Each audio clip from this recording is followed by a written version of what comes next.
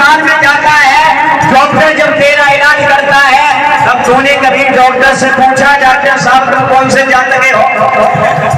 पूछा? जब डॉक्टर तेरी जिंदगी को बचा रहा है तब तुम अपने स्वास्थ्य के लिए उससे नहीं पूछता है, लेकिन जब डॉक्टर के साथ खाना खाने की बात आ जाती है तब तुम पूछता है डॉक्टर साहब कौन सी जात लगे हो? हाँ, कितना स्वार्थी है इंसान की औलाद है,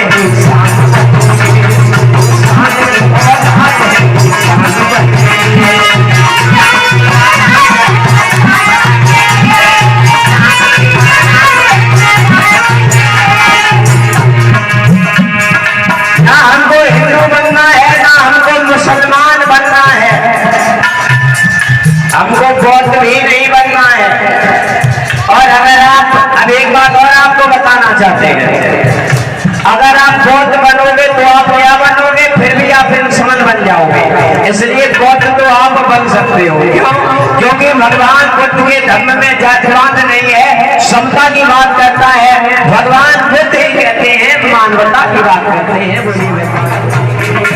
अच्छा एक बात और बताइए, जब हम पहले पढ़ते थे बचपन में, मैंने पढ़ा था, इतिहास में आप लोगों ने भी पढ़ा होगा, जब एक समय वो था जब इंसान जंगलों में रहता था। हम लोग विज्ञान में पढ़ते हैं लेमार्कवाद और डार्विनवाद। कितने बच्चों ने पढ़ा है? हाई स्कूल में पढ़ाया जाता है, खत्म कर दिया। अब देखिए, जब हम पढ़ते थे तब हमें पढ़ाया गया था लेमार्कवाद और डार्विनवाद के बारे में। अब मास्टर बता रहे हैं कि अब खत्म कर दिया गया क्योंकि मास्टर साहब अब पढ़ाते हैं। अब एक बात जान लीजिए, आप जितनी भी तार्किक चीजें हैं, जो चीजें कसौटी की चीजें हैं, भैया रुक जाइए, देखिए पहले लॉर्ड ऑफ प्रेसिया की पूरी किताब चलती थी, उसके बाद पेज में समेट में कर दिया लॉर्ड ऑफ एशिया। अब मास्टर लॉर्ड ऑफ एशिया पढ़ाया जाता है, अब बंद कर दिया गया। एक समय वो था जब किताबों में अंगुलीमाल की कथा पढ़ाई जाती थी, हंस न्याय की कथा पढ़ाई जाती थी। अब कथाएं सब धीरे धीरे समाप्त कर रहे हैं भगवान बुद्ध के ज्ञान को, चंद्रगुप्त मौर्य के इतिहास को और सम्राट अशोक महान के इतिहास को। अब सरकार जो है वो सिलेबस से हटाने का काम कर रही है, लेकिन फिर भी आपको एक बात बताना चाहते हैं, आपको तार्किक बनना है, लेकिन आप लोग फिर भी तार्किक नहीं बनना चाहते हो। जब हम विद्यालय में प्रार्थना करते हैं तब हम कौन सी प्रार्थना करते हैं?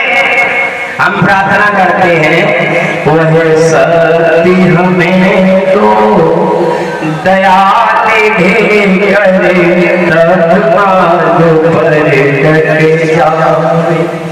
करते हैं ना, हम भी करते थे ये प्रार्थना, अलग से बुलाया जाता।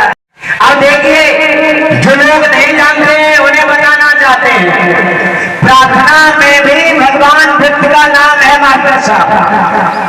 और शक्ति हमें तो दया निधि, दया निधि किसको कहा जाता है? दया निधि किसे कहा जाता है? भगवान बुद्ध को दया निधि कहा जाता है या नहीं कहा जाता है? बताओ। दया निधि, दया निधान, करुणा निधान भगवान बुद्ध को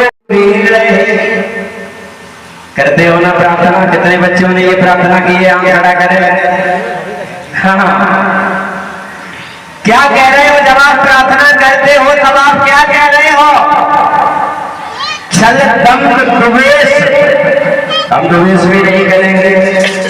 पाखंड झूठ, हम पाखंड नहीं मानेंगे, अंधविश्वास नहीं मानेंगे। अगर किसी ने कह दिया कि बंदर ने समुद्र, धर्मों में सबसे धर्म को प्यारा, बाबा साहब ने आके इसको संभाला। हमको स्वीकार करेंगे,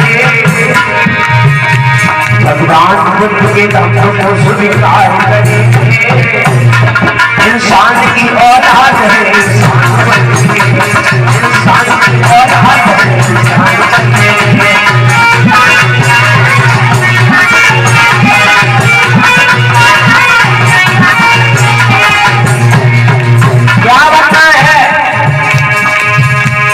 हेलो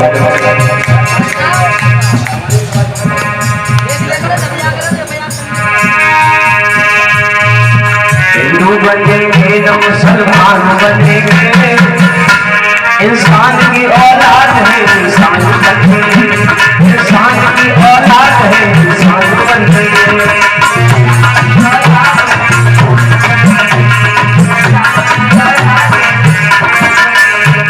और सबसे प्रथम इतिहास रहा मौर्य वंश का, शासन महान मेरे सम्राट चंद्रगुप्त का। एक बार जान जाइए आप लोग, इस संसार में अगर इतिहास रहा मौर्य वंश का, शासन महान मेरे सम्राट चंद्रगुप्त का। क्यों? क्योंकि चंद्रगुप्त मौर्य ने सिकंदर को भी हराने का काम किया।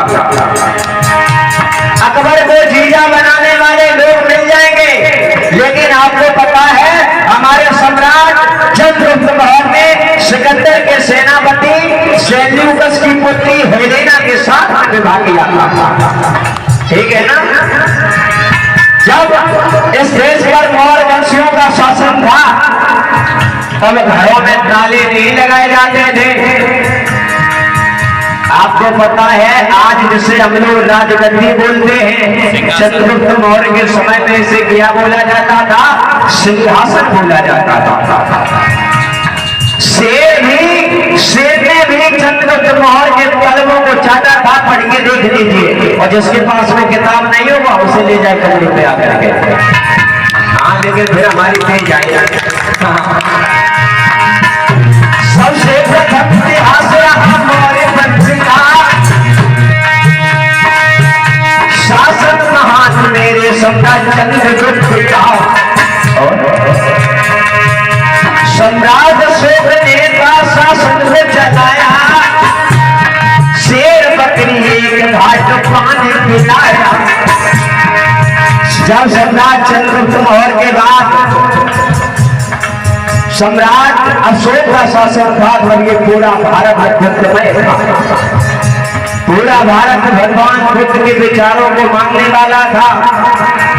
आपको पता है सम्राट अशोक ने 84,000 धम्म स्तूपों का निर्माण कराया था।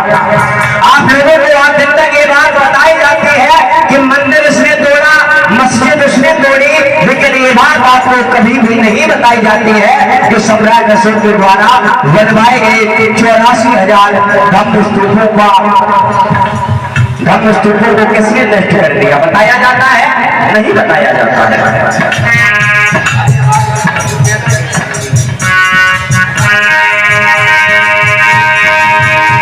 सम्राट अशोक ने शासन को चलाया,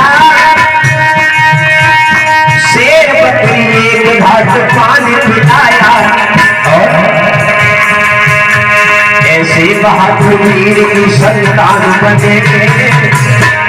कैसे वीर बहादुर की?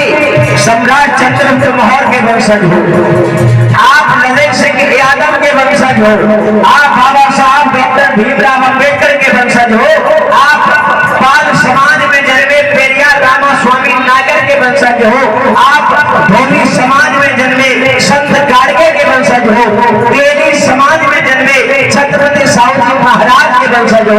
इसलिए ऐसी बहादुर की संतान बने, इंसान की औलाद है इंसान की औलाद है।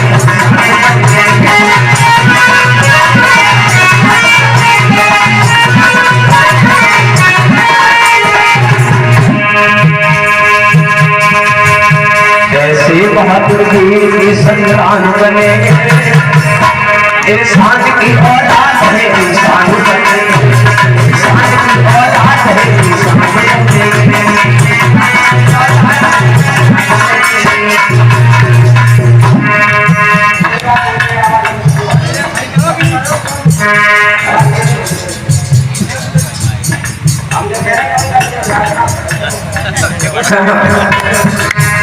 बोलिए भगवान बुद्ध की।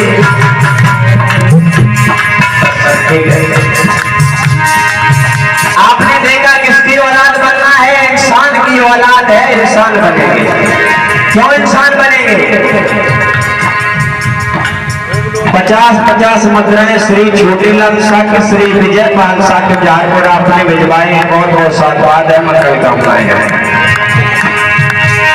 जब हम लोग पढ़ते थे स्कूल में तब हमको पढ़ाया जाता था, पहले आदमी जंगल में रहता था, कोई जात पात नहीं था, कोई भेदभाव नहीं था, केवल आदमी जंगल में रहता था और कंदमूल फल खाता था। पत्थर में पत्थर भरे दबाव का प्रयोग हुआ, धीरे धीरे इंसान के मानव के मस्तिष्क का विकास हुआ। ये पढ़ा था उस समय कोई जात पात नहीं थे, कोई भेदभाव नहीं था, लेकिन उन्हें ढोंगियों पाखंडियों न जाने कहां से लोगों ने जातिवाद का जहर बोल दिया। इंसान की औलाद है इंसान बनेंगे, इंसान की औलाद है इंसान बनेंगे।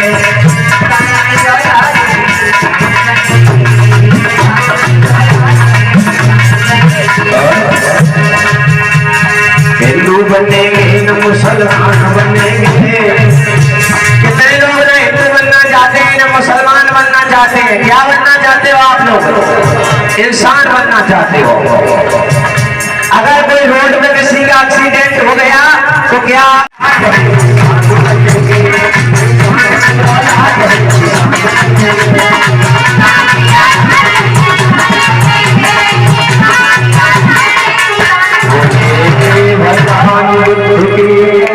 बोलिए बच्चे दरबार की आइए समय